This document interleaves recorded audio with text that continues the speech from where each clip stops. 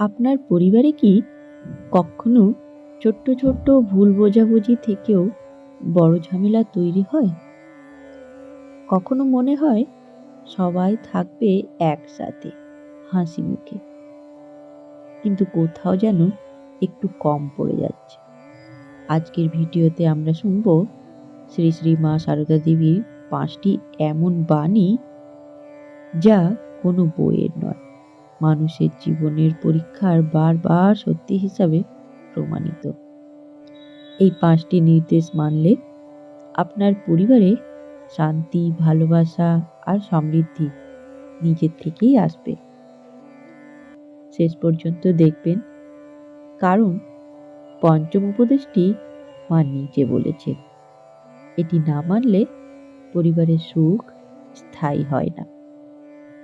চলুন জানি পরিবারকে সুখী রাখার ঠাকুর মায়ের 5টি বাণী। মায়ের প্রথম উপদেশ, সহ্য না করলে সংসার চলে না। শ্রী শ্রী মা সারদা দেবী বলেছিলেন, সংসারে চলতে হলে অনেক সময় কিছু সহ্য করতে হয়। মায়ের এই উপদেশ সংসারের মূল ভিত্তি। মা বলতেন, মানুষের স্বভাব আলাদা, কেউ রাগী, কেউ অস্থির, কেউ আবার সরল। সবাইকে নিজের মতো করতে গেলে সংসার টিকবে না। মায়ের এই বাণী আমাদের শেখায়, রাগ উঠলে একটু চুপ থাকো, প্রত্যেকের ভুলকে মানবিক চোখে দেখা, ঝগড়া না বাড়িয়ে শান্ত করা। এটাই মায়ের সরাসরি নির্দেশ। দ্বিতীয় উপদেশ, সবাইকে নিজের লোক বলে জানো।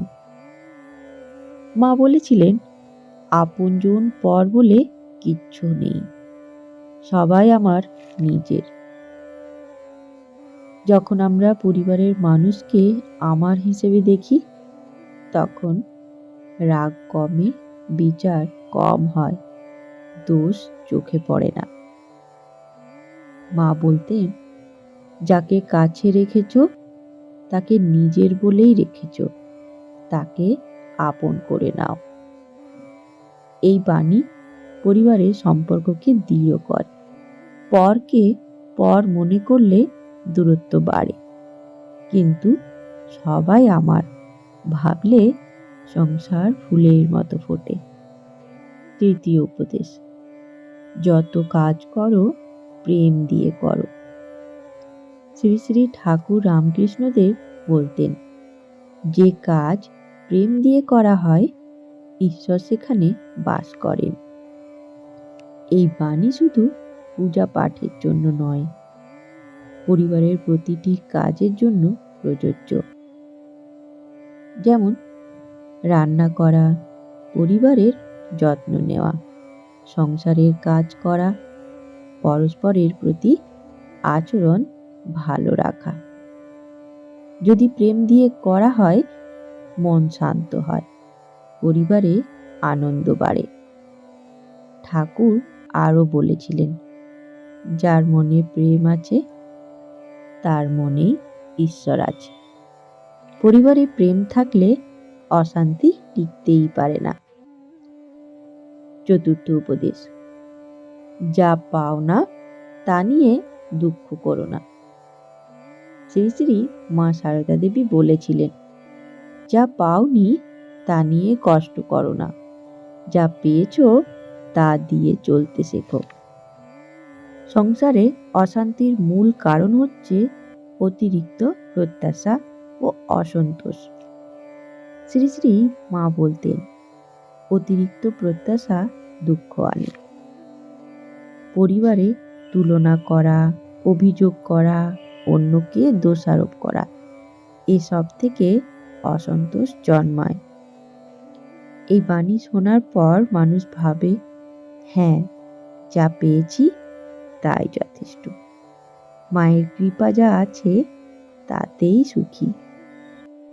পঞ্চম উপদেশ, পবিত্র মন নিয়ে সংসার করো। শ্রী শ্রী ঠাকুর রামকৃষ্ণদেব বলেছিলেন, মন পবিত্র থাকলে সংসারেও শান্তি থাকে। মন কলুষিত হলে রাগ, হিংসা, স্বার্থ, দেশ এসব বাড়ে। আর মন পবিত্র হলে সত্যনিষ্ঠ, স্নেহশীল, ক্ষমতাশীল, ঈশ্বরমুখী হয়। ঠাকুর বলতেন, পবিত্র মনেই ঈশ্বর বাস করেন। যখন দাম্পত্যে বা পরিবারে মন পবিত্র থাকে, সেখানে কখনো স্থায়ী অশান্তি হয় না। তাই বন্ধুগণ, আজ আমরা শুনলাম ঠাকুর ও মায়ের 5টি শিক্ষার কথা: সহিষ্ণুতা, আপনজন ভাব, প্রেম, সন্তুষ্টি ও পবিত্র মন। এই বাণীগুলো কোনো কল্পনা নয়, সবই কথামৃত লীলা প্রসঙ্গ অনুসারে সত্যিকারের শিক্ষা। সবশেষে ঠাকুর মায়ের কাছে প্রার্থনা, ঠাকুর মায়ের কৃপা আপনার পরিবারের ওপর বর্ষিত হোক। ধন্যবাদ।